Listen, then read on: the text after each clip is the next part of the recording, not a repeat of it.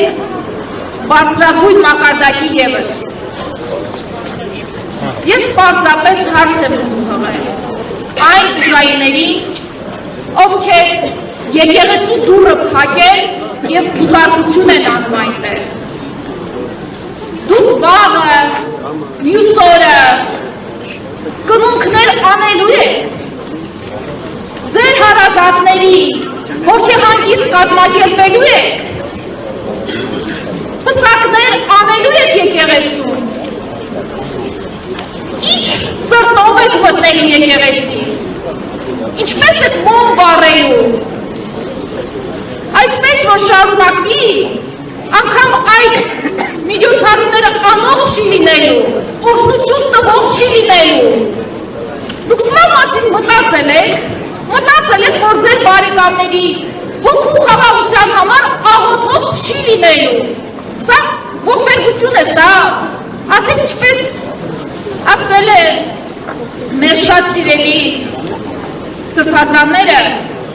սա վաղուց քաղաքական պայքար չէ, սա արժեհամակարգի պայքար է, սա պայքար է հանում նրա,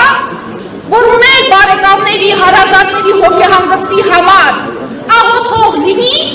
և մյուս խումբը, որը որ չի ուզում որ լինի։ Հիմա ձեր ընտրությունն է, դուք ուզում եք, թե չէ, և մի ասեք, որ այլ ընտրանք չկա, դուք որոշում կայացնող չեք, ամեն մեկը շատ վաղուց արդեն պատասխանատու է իր խղճի առաջ, իր խղճի,